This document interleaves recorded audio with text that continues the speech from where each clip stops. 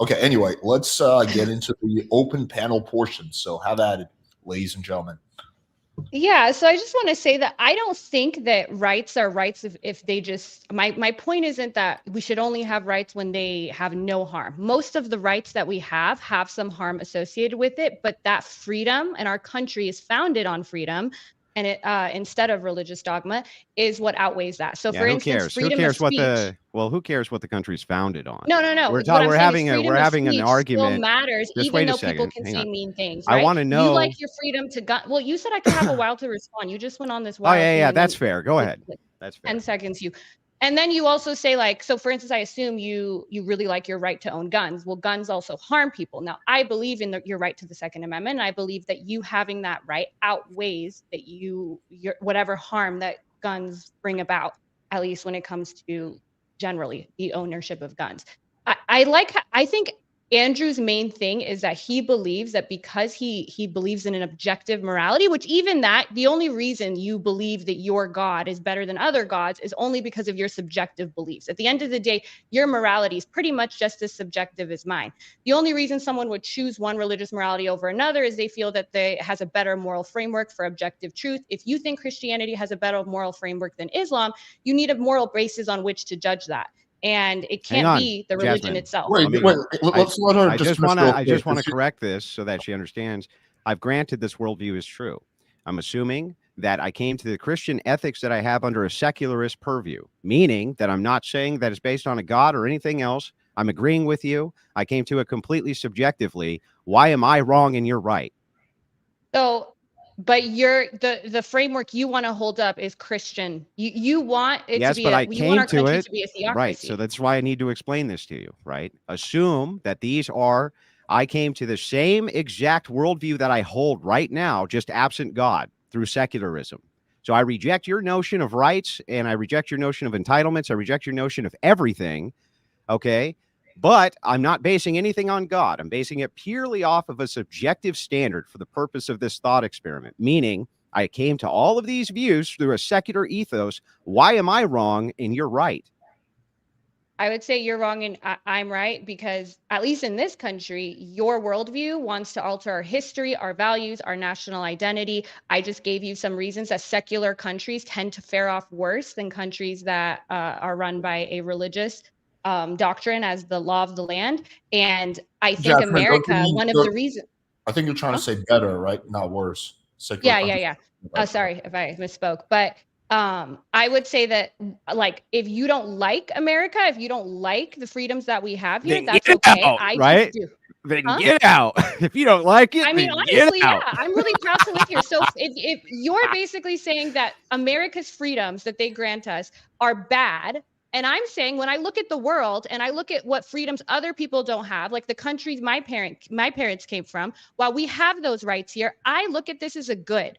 And I'm happy to live here. If Yeah. So you prefer to let's live there, back I up. think that's true. So hang on, let's back up because you're not Mhm. actually responding to this. I'm gonna tell it to you again. I'm assuming for a second in this hypothetical that I have come to the worldview that I hold absent a God, meaning it's just purely secular in nature. Okay. And I hold Mhm. all the same values I do, but I don't base any of them on some murderousness sky daddy, as you would put it, right? Why would those values be wrong and your values would be right if we're both subjectivists?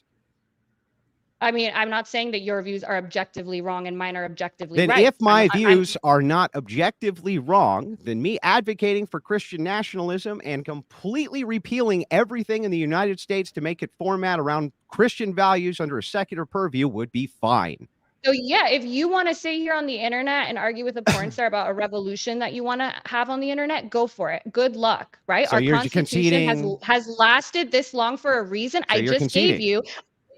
I'm saying that you don't have an objective morality and I don't have an objective You're morality. So right. we're on the same footing. So if it's true that we're just both coming at this from two different subjective worldviews, and you claim that mine is just as valid as yours, what is your argument for why it is that I should not impose my version of this on society and should instead yield to yours? I'm not saying you shouldn't. You can advocate for it. That's what freedom of speech is. You can sit on the internet, you can have your channel, you can advocate for it.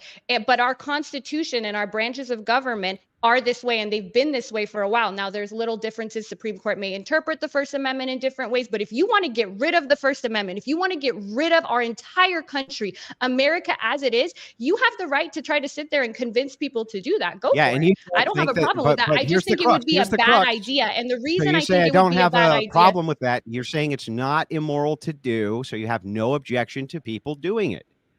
I have no objection to people trying to, I think just like our founding fathers decided to make this country based off reason, debate, winning in the marketplace of ideas. I do think that's the way to do that. So if you want to have a revolution with guns and overthrow people, I don't think that's good, but I can't sit here and stop you from trying to do it unless you're doing something, illegal, and then, the powers that be. Yeah. So then you have no moral objection to it. There's nothing wrong with doing that. And if we do you did have end up, okay, well, hang then let on, me hang on, reverse stop. some. Let me finish. So since you have no moral objection to this, since you have no argument against this, since you don't think that it's wrong for Christian nationalists to advocate for this, since you don't think it's wrong for us to go ahead and reform the entire nation under whatever purview that we want, what in the world is your argument to keep the status quo then? Because I just told you, when you look at secular countries in the world today, one, I love America. I think our freedoms are great. And that's based on my subjective worldview, but so is yours. You just admit it. So if yours is subjective and mine is subjective, but mine is also the status quo, and it seems to have better outcomes on every measure you can. When we look at other countries who are not secular, on infant mortality, life expectancy, educational achievement, economic prosperity, freedom, when we're looking at murder rates, crime rates, the American model has worked.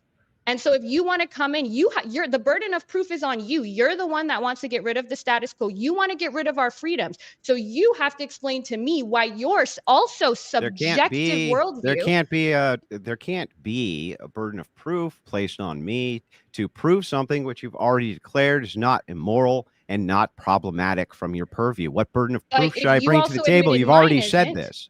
You've already said this, but if we're going to go, so I'm going to kind of go ahead into your worldview a little bit more just to humor you, because you're saying, okay, I guess the one objection that I could find is that you think that the outcomes are worse. This is kind of what you're saying. Yes. And okay, also I believe your subjective moral framework, obviously it doesn't align with my also subjective moral framework. So ours are both subjective. If you want to start claiming yours is objective, we can get into that. Okay, so let's go. We can go off of the consequences. But you're the one that wants to eliminate our entire history, our national identity, get rid of America as it is. So I would love to hear your argument as to why. I would love to hear because you have no objection. Argument as to why is just you have that no objection. I don't have an objective moral framework. You have no objection. You said I have no objection to this. So there is no argument. I have an objection. I don't have I don't think that I have a objective moral objection. That's what I'm saying. I think what she's saying. Wait, just let me really quickly clarify. I think what she's saying, she has an objection from an outcomes-based perspective. Right. So I'll grant that too. I'll grant the outcomes just to. And I would also add, Alex, I just want to let you know that an objection based on my subjective moral framework. I'd also have an objection there. Yeah, I get it. It's your preferences, this type of thing. I just want to let you know that the debate was already over before we began, because you have no moral reason, to claim. You have no moral. Neither absolutely not one. Yeah, but that's my point. That's my point. My point is to say, if I have, I just want to know how you win. Stop. I'm going to explain. Tell me how you win. I'm going to explain. Neither of us have an objective you have to stop talking for long enough for me to explain it. You got to answer the question. How come you win if we're on the same footing? I'm going to tell you why. Because if we stalemate the board and you say your worldview is just as valid as my worldview is, and that means that you can't have any objection to my advocation for any of the things that I advocate for. Period. Even if what I'm advocating for is a theocracy. That's why. Now, that aside, I'm still willing to grant the worldview for the sake of argument, for the consequences. Let's start with this. Who is Leonid Radvinsky? Do you know who that is? I don't know who that is, but I want to go back because I'm not done with the other part of the I want to let you know that No, you want to move back to this and do a circle again?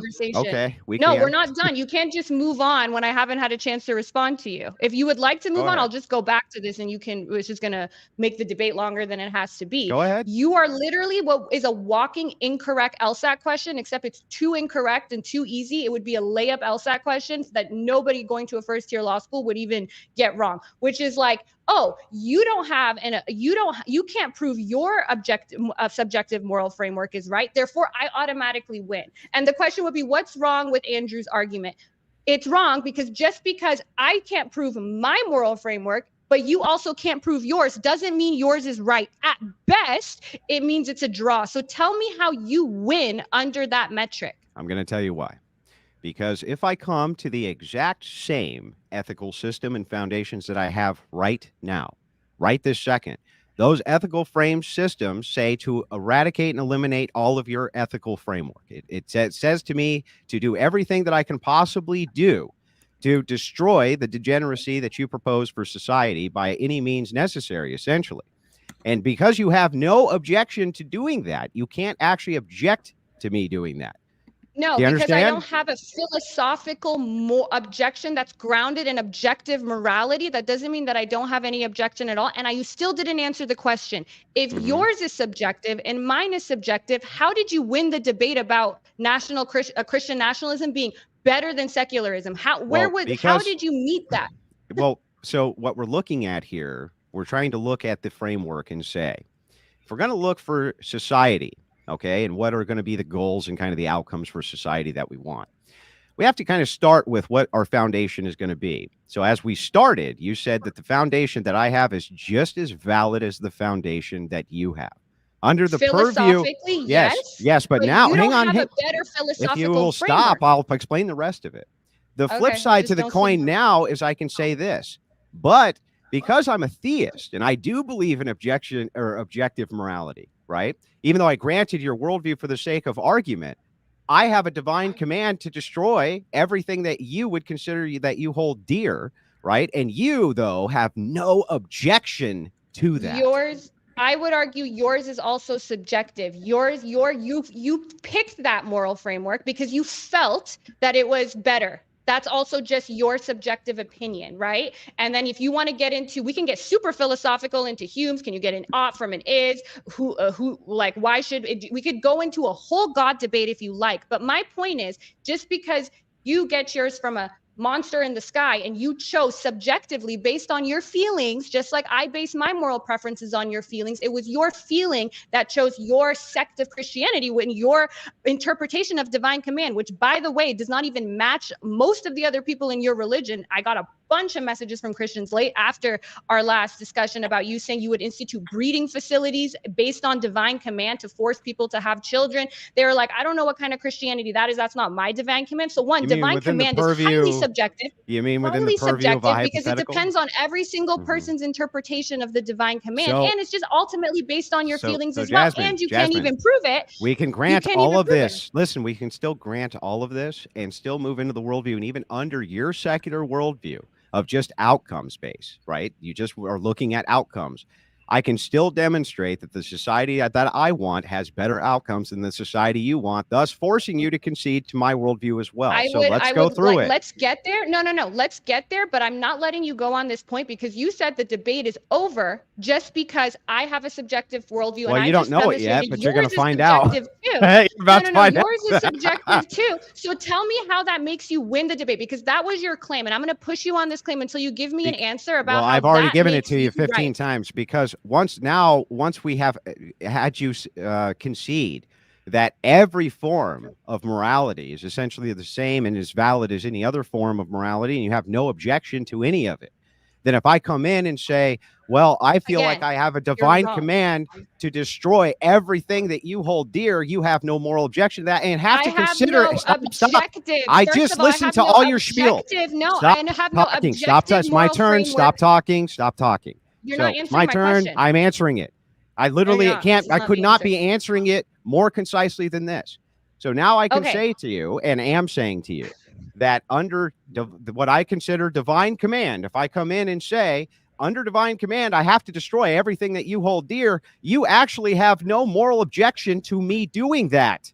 Do you understand? And your moral objection is based on nothing, your subjective preferences as well. So that would mean it's a draw. So if you believe in divine command, keep saying mine and is this person subjective. says there's no evidence for your divine command, and your divine command is also highly subjective, and then you go, well, since you can't prove yours because you don't get your advice from the same sky friend I get it from, now you lose. You still have the burden of proof to show why your moral framework is right. Right. So then because that would the mean, only way you can beat me is if so your then moral that would framework mean is what? right. So I'd like What's the proof. logical entailment? The logical entailment would then be, if that's the case, then all we're really talking about again is force, right? And all the force is on my side. So cool. Then I will. Well, this is interesting. Let's move into this, right? So well, if I would just like to say a determination, you can say whatever you want, doesn't matter. You're just kind of talking, you're not saying anything. No, because you made a claim and I'm pushing you on the logic of the claim and the burden of proof, right? Because just because I can't prove my moral framework, which I concede, the only difference between you and me is I'm conceding that mine's subjective and you're not. Yeah, but I already granted that for the sake of, I literally granted it for the sake of argument. I granted it for the sake of argument. You granted it for the sake of argument. Then you said that actually you win, and you win on a basis where you didn't grant it for the sake of argument. Right, because what you're saying is that, well, because if I flip the coin and say, okay, then all I have to do is demonstrate from there that I believe in divine command and objective morality. Now I have a claim of which I can destroy your claim with, because yours is just everything. Stop talking, Jasmine. Stop talking. Let me finish. So again, what ends up happening is this. Once it's flipped, now you can see that all claims that you make are just as subjective as all other claims, and you believe that all of them are just as valid. The distinction is you could be one of these types of atheists who believes that all claims are not equally moral and that all claims are not equally valid. But you, in your stupidity, actually made the bold claim that they're all equal to all other claims. So if that's true, then any fucking thing that I want to do, you can't have an objection to. Doesn't matter what it is. That's not how logic works. And if we're going to go with the philosophical sophistication that you're at, then I will take the Sam Harris well-being view. The only reason I don't take that is because there are still philosophical premises that aren't met. But where you're arguing from, especially when you say that because I have a quote-unquote objective worldview, you didn't grant it, and the debate is already over somehow because yours is subjective and mine is also subjective, at least for the sake of argument. But now that the argument's over, mine's actually not subjective, and I'm telling you that yours is. You now have to prove. You have the burden of proof because you've already validated that my worldview. You've already validated my worldview is just as good as yours. That's why. I didn't. What I'm saying is, you said it's not, though. You have the burden of proof. So what do you mean? I'm not saying I already granted it. I already granted it. I already granted it, and you say it's just as valid. You granted it just to take it back to make an argument.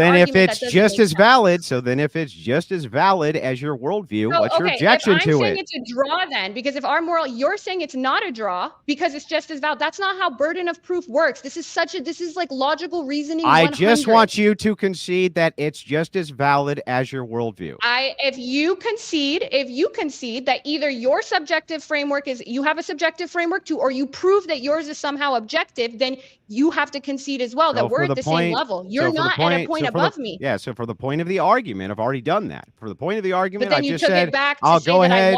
I'll go ahead and grant it, right, for the sake of the argument. But now I just need you to. Now I just need you to say that both of our worldviews are equal to each other.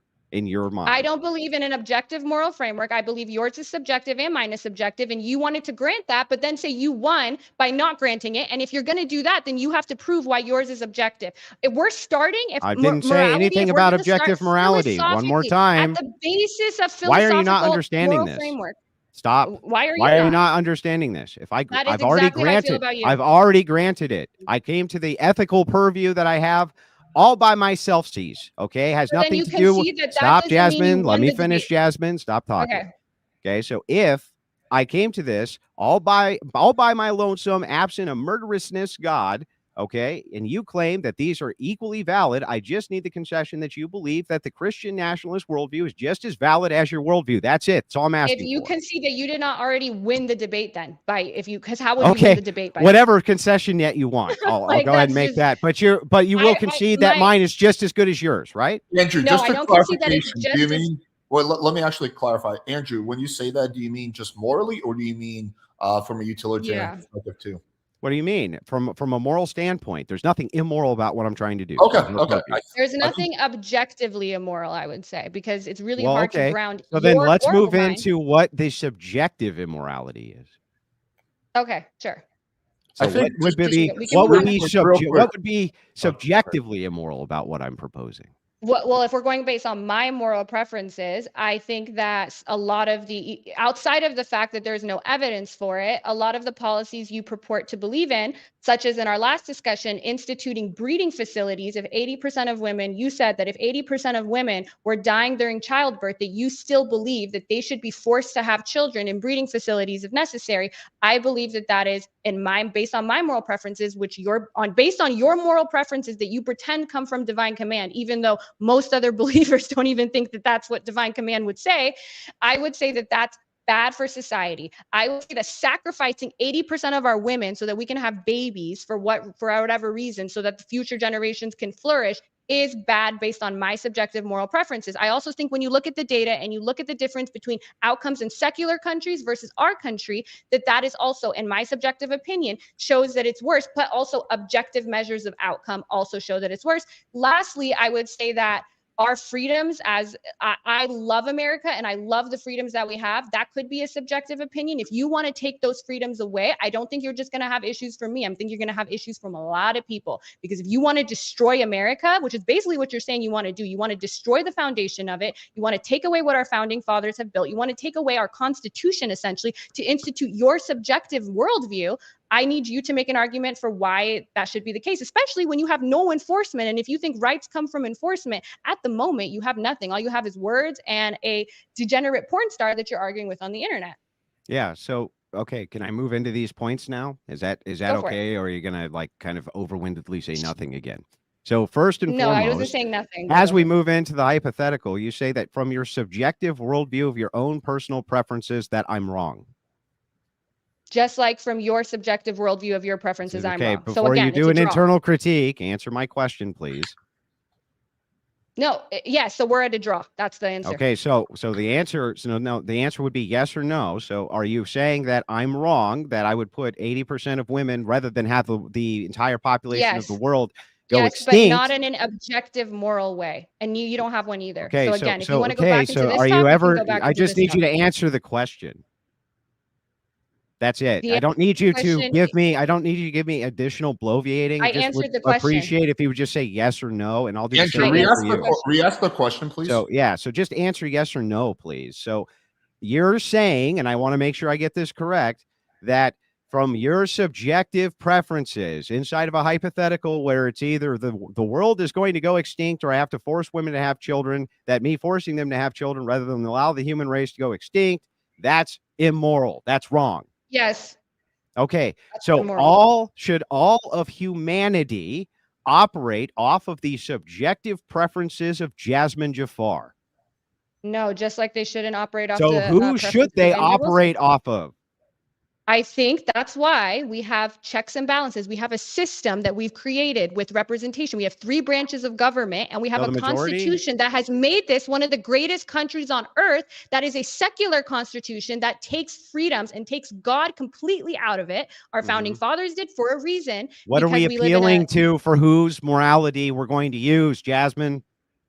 Well, you're wanting to change the status quo. Who are we appealing to, Jasmine, for our morality? Jasmine, answer my question, Jasmine. Who are you appealing to? I think we're appealing to. Let's just say I'm appealing to myself for the purpose of the conversation. Okay. I'll just say I'm appealing to myself. Who are you appealing to yourself? I'm appealing to myself, our institutions, and the best minds in the world, having reasoned, debated the scientific method, empirical evidence. That's who I'm that's who I'm appealing to. Now I want you to tell me who you're appealing to, since I answered your question. I've already again. Right. I'm still inside of your worldview. Happily, I'll just say appealing to me. So if I'm appealing to me and you're appealing to you, who the fuck do we go with? Me, because I have all the enforcement, which you love, and I have all the institutions on my side. So if you want to change the status quo, you have a lot more work than I do. When I'm saying, hey, I love the foundation of our country, it's good. So I would love for you to give some arguments as to why you want to destroy America for your. Well, you don't understand. I'm actually giving you the arguments. You don't even know I am. So ultimately, what you're saying, what it boils down to is might makes right in your worldview. No, I was appealing to your worldview. I'm saying that what wins in the marketplace of ideas, now, sometimes that's not what I agree with. Sometimes I disagree with the decisions the Supreme Court makes. Sometimes I make those disagreements, but we have a social contract when we live in this country, and I don't think you're violating it by advocating for your position. Now, if you want to take guns and start shooting people, I don't think that's you. This does But not answer sometimes to the question at all. If you have a subjective set of stated preferences and appeal to yourself for what is moral, and I do the same and appeal to myself for what is moral, what is the threshold breaker for how we are going to make the determination of what we're going to do, Jasmine? I think then at that point, because we're two single individuals, then we look at the framework we already exist in and the foundation of the country we already exist in. And the foundation of the country we already exist in, America, which a lot of people what are if the proud foundation of the for country is that we march people up on top of a pyramid and we cut their heart out and we sacrifice it to the sun god, Jasmine? That is, subjectively, I would think that's wrong. Now, one of the reasons, like I said in my How opening, would you I'm know proud that to that live was in this wrong? You said country. that's the threshold breaker. The threshold breaker is to look at your institutions and to look at your society. No, and that's I the said the threshold breaker for what's moral. this debate. The threshold breaker for this debate. The For threshold this breaker debate. For moral framework. For the on which purpose of moral this framework debate, is you correct. said the There is threshold no- breaker. There is, if we're going, no, I would, because the debate is which one's better for society. So I was taking it by that question. If we're just going to go which one's right morally, then it's a draw. There is no I'm right. asking There's no right you. for you I'm either. asking you this question again, one more Mhm. time, since you just avoid it like the plague. I feel like I've If answered it. if you're claiming, you make the claim, hey, all of my morals come from my own subjective preferences and nothing else, and so do yours. And I say, okay, I'll grant that and agree with it. We have an argument about what we should do with society. How do we make the determination as to which ones we go with, Jasmine? Okay, well then, like I said, then I think we should go to outcomes. And I just demonstrated, I have a huge paper here, I can send it to you, on all of the outcomes that are better in a secular nation over a nation that isn't secular. The second thing I say we would do is we would look at the people and what they want. In our country, in the United States of America, we value the Constitution. I just need to clarify a couple things. So if we're going to go with outcomes, right? Outcomes are what we're going to move to in order to That's not the only thing. What is the other trying to thing? give you others. I said outcomes, and we also need to look at what the people, like what the marketplace of ideas. That's why we have freedom of speech in this, because then it allows someone like you who wants to topple America to tell me why you want to topple something that's so valuable to the vast majority of people in this country. Yeah, so but that would be outcomes again. That would be outcomes again. If it's outcomes again, then it's outcomes again. But there's also, I think, if it's just outcomes, so outcomes are what we're looking at. It's not just outcomes. Then why would you value it? Then why would you value it? The people in this country, most of them share the same subjective preference that I have about the importance of the freedoms that we share, and they love America for those freedoms. So you also have that hurdle to go after. You may be able to go to a different country and say, hey, look at these outcomes. You think most of the people inside of the United States have a subjective morality? I think most of the people in the United States have a subjective morality, because I think everyone has a subjective morality. And I think that their preferences align with the fact that we have certain freedoms, and those freedoms actually, in some cases, can overpower outcomes, like in the gun example. While guns definitely have negative outcomes, I think most people in America would say that we still want to keep this freedom because our moral subjective preference is that it is, but that is the majority of people. Well, then that would be a better outcome. I want to really quickly. Hang on. We're getting somewhere. We're getting somewhere. I'm just going to literally ask one question. I just want to clarify. You're fucking up the flow, man. Let me just finish the question. Fortunately, it's my chance. I can do whatever the fuck I want. So, Jasmine, I just want to clarify your second point. So you're basically saying that in addition to outcomes, the other metric that we would look at is the popularity of people's preferences, right? Yes. Okay. In a democratic society, that's why we have a democracy, and I think a democracy is good. So yes.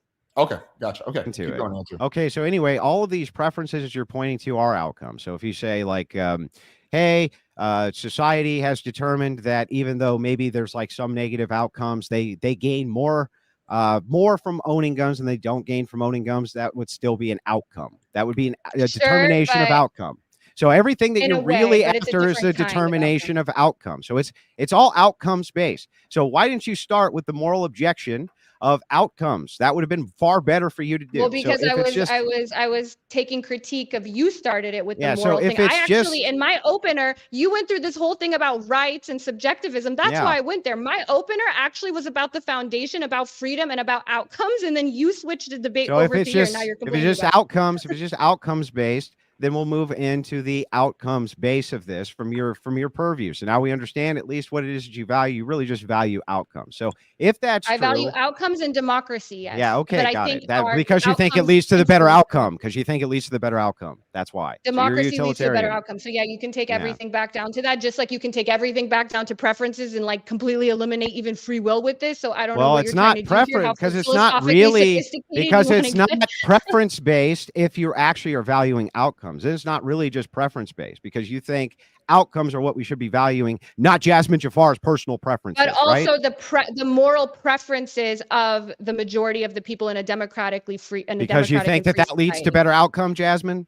Yes, and everything I Okay, do well, also then it's has because I outcomes. It's believe all in better just outcomes. My evaluation of moral subjective outcomes. framework also, but I want to make sure It's just all to, just for the audience outcomes. that outcomes can also mean, because like the example I gave, having guns in this country may lead to worse objective outcomes in the amount of deaths, etc. But I think, and this part you're right, that the outcome of keeping it matches the moral preference and matches the viewpoints of most people in our democracy. And so therefore that outweighs that negative outcome, which is also a different way of looking at outcomes. So, Okay, yeah. great. Okay, so now that we've got this established, finally understand what your actual moral framework is, I'm going to ask you this question again, if you don't mind. Do you know who Leonid Radvinsky is? No. Okay, he is the founder, he's the owner of OnlyFans. Okay, that's who he is. And he made over $300 million last year. Okay, he managed to Okay. pay himself $1 million a day in 2022 via dividends, right? In this particular case, would you consider yourself to be a prostitute and him your pimp? If we want to really get down to it, sure, I keep 80%, he keeps 20%. Would you consider Patreon or YouTube, like if Patreon's taking 20% or if Substack's taking 20% of your income, are they your pimp and you're a prostitute, except for No, mine is because selling there's sex? no prostitution. So, Because it's not sex? If you want to say yeah, that just sex is because mine is prostitution. sex That's correct. and Patreon isn't, then sure. Yeah. Okay, so right, so you're a prostitute. This is your pimp. Can you tell me why that's a better outcome for a person, better utility for a person than being a mother of 3 in a loving home? I never said it's better, but I would say that it's better to live in a society that grants people freedoms. We have certain civil liberties, and one of those is the determination in what kind of occupation we want to have and what's best suited for us. So for me, I enjoy this. I make a ton of money doing this. All of these rights that you are alluding to, all of them have limitations which are placed on them in lieu of responsibility and duty, correct? What do you mean? Can you explain For an that? example, if you look at the Second Amendment, right? The fight over the Second Amendment is what responsibility people have with gun ownership, correct? True. Same And I fight think over we the have First a Amendment, right? responsibility. Yeah, we also have, so in Mhm. that case, yeah, we have a responsibility with OnlyFans to make sure we don't have like children doing what I'm doing, and there should be certain regulations. I do pay my taxes. I'm a 1099 employee for the IRS. Mhm. So yeah, I do think regulations are good. So if the outcomes here, which you're looking at, if you want to make the claim that the outcome is good for a woman, right? You should be maximizing the outcomes, correct? So how can you Yeah. explain how it maximizes utility? The outcomes are better for society. From my worldview, to say no more prostitution, I want to see more women at home with their children raising their families versus being prostitutes on the internet. Can you tell me why it is that your worldview maximizes the outcomes and mine doesn't? So I can tell you many reasons, one of which is, again, just making the civil liberties argument that a society is better overall when people are allowed the freedoms to live lives that are conducive to their own happiness. But also, if you look at even countries that criminalize this versus countries that don't, even when it comes to in-person prostitution, decrim versus criminalizing, the outcomes tend to be actually better, like in New Zealand for decriminalizing sex work. So we can even get into that if you like. Great. So in 2012, a study was published by Harvard Law Education, which investigated the effect of legalized prostitution on human trafficking inflows into high-income countries, which we would consider this to be. The research, as it goes through, shows something remarkable. such as the criminalization of prostitution in Sweden resulted in the shrinking of the prostitution market and the decline of human trafficking inflows. Cross-country comparisons of Sweden with Denmark, where prostitution is decriminalized, and Germany expanded legalization of prostitution, and are consistent with the quantitative analysis showing that trafficking inflows decreased with criminalization and increased with legalization. That's a terrible fucking outcome. No, isn't it, Jasmine? first That's of all, a terrible outcome. first of all, I have studies where I can pull up too that counter that, especially when we look at decrim versus the Nordic model. This is like my Then area. show 'em Like to I know me. this. Then show 'em Okay, to for me. sure. And then also in the meantime, there's Sesta Fosta. So Sesta Fosta was passed in 2017 or 18 by Trump in order to curb trafficking, human trafficking, taking down back pages by making, basically cutting down the protections afforded by Section 230 of the Communications Act, which would make platforms liable for facilitating prostitution, which took down things like Backpage, which made our job, online sex workers, a lot harder. And look up the effects of that. All it did was make human trafficking I don't need worse. to look them up. You can just send it to me, but try to understand right. the entailment here is that at least you're going to have to concede that there's some human trafficking, which is an entailment of prostitution in general, but there is no entailment of human trafficking from being a stay-at-home mom who takes care of her children. Wait, why would I'm that not talking be about- why would that not be the outcome that since I want to see that outcome in society and not prostitution, it seems like I have a much better moral leg to stand on than you do from your own worldview. No, because one, I'll pull up the stats now. We can go through them because I'm going to talk about Sesta Fosta and those effects, and we'll talk about the difference, the decrim, which is why all of the major human rights organizations, all of them, when they looked at all this data,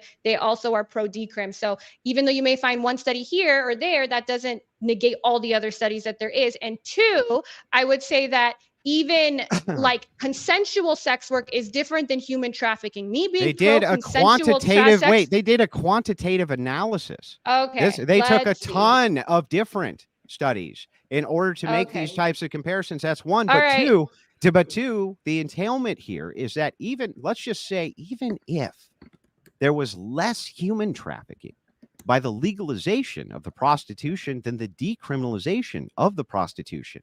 If I want zero prostitution and there's no entailment of any trafficking by me doing that, how's that not a better outcome for society, Jasmine?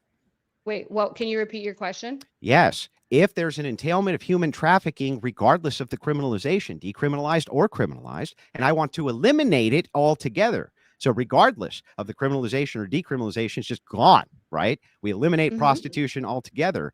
The entailment there is, and we move towards the outcome of having women stay at home and raise their kids. Why isn't that better for society? Why?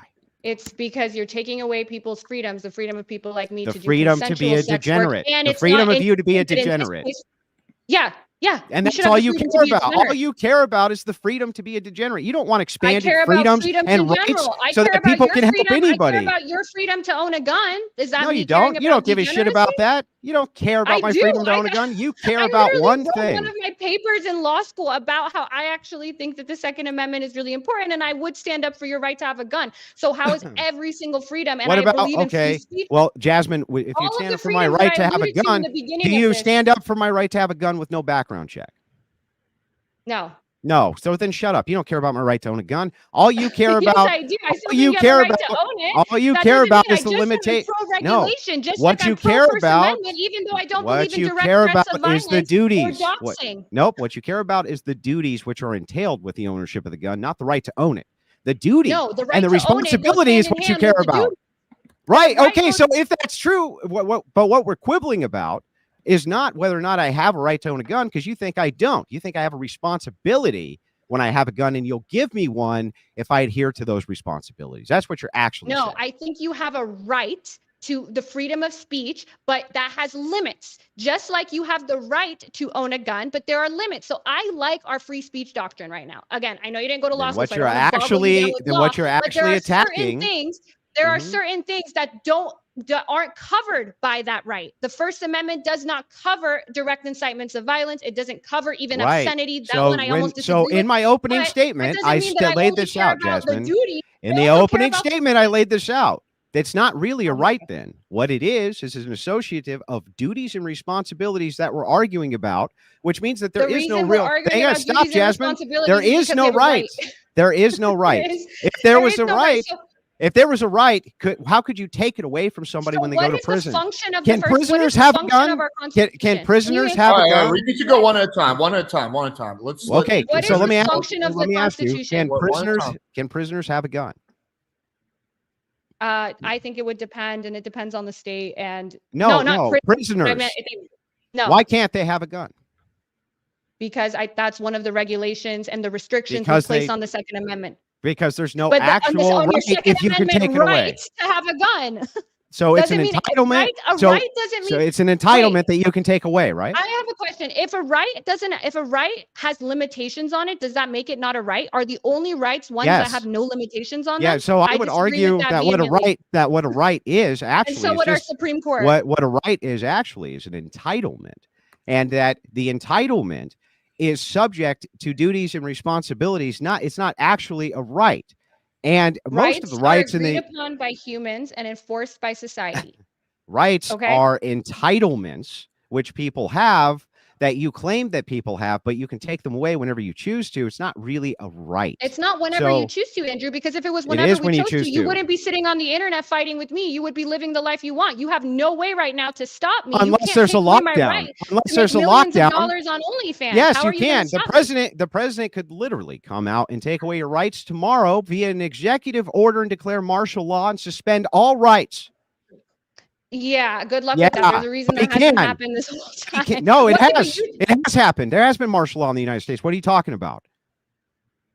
Okay, so you're saying that basically I don't have a right now, and you can be the person that can judge that, because you saying that if we go through this basically a revolution, because if that happened, especially in recent history over something like OnlyFans, I think you're very deluded on likelihoods of things happening. Did you have a right to do pornography before it became the law that you could do pornography? I think I had the right to do pornography before a law came that prohibited me from doing pornography. So laws and rights work if you have them until there's something that tells you that so then don't cite the Supreme Court and things like this then as an affirmation for why you're correct that you have such a right when you were not allowed to do porn just 50 years ago. Wasn't even legal for you to have the type of society where you could have that kind of pornography. Well, not even nudie magazines, things like that. There's heavy restrictions on all of it. There was times in American history where it was completely outlawed. Do you know what the obscenity doctrine actually is? Let me finish. So again, there have been doctrines where pornography was completely eradicated from American society. So I don't know are you saying, though? What I want you to say one way or the other is you believe that a woman doing pornography is a basic human right absent law. Our obscenity doctrine always had a reference to the community standard, which is why when pornography became a thing and people started doing it on the internet, even if simple places were you can't do it in the city. I've went through the whole obscenity doctrine. You can't have a billboard across a movie theater where people are driving because of whatever reason. At the end of the day, based on community standards, which is why the internet, because if you're going to places to find porn, it would fit that community standard. So it wouldn't be a violation. And the reason I brought up the Supreme Court in the first place, because I'm responding to, you can't just say this whole thing, ask a question. And when I'm responding to the things before the question. Yeah, but I'd like you to answer to the actual question. It's relevant to what you just said. In the last 5 seconds, how's it relevant? You told me, why did you bring up the Supreme Court? I'm telling you, because you said rights are only rights if they have no restrictions. And my whole point is we have rights in our Constitution that are then interpreted. Now, you're right. That interpretation could change. That interpretation could change tomorrow. But did you have a right before they interpreted it as a right is my question. Yes. Until something usually is outlawed, you have a right. Okay. So you think you have to be breaking a law in order. When it was outlawed, do you still think that you had a basic human right to do pornography even when it was outlawed to do pornography? I would say with my moral subjective preference, yes, but I didn't have a right in this country to do pornography. And what made it a right to do that? My subjective moral framework is because you wanted it, right? Because you wanted it. Because I don't want you to have guns at all, but I still believe in that principle. My principle is that people should have the freedom to purchase and sell sex between two consenting adults. That is the principle that I always had. Even before I did porn, this was, if you asked me 5 years ago when I was just in law school, I would have said the same thing. Okay. It's not because it's. So then pornography is a basic human right by your estimation. Being able to sell and purchase sex, I think should be. Okay. Yeah. But this conflicts with your outcomes-based society and duty unless you can construct, then tell me how it is that the outcomes for this world that you postulate, where you can be a prostitute whenever you so choose, and you can essentially devalue yourself in every way possible, which leads to non-reproductive ends most of the time, by the way. How could it possibly be that that society's outcomes are going to be better than the one that I advocate for, where this is outlawed and instead we focus on the family unit? How is my society worse? So let me ask you this. If we just go research for research right now, if you put up your research and I send you research, are you okay then with going with whichever outcome or whichever research is more heavily swayed in one direction? Because it seems like you are.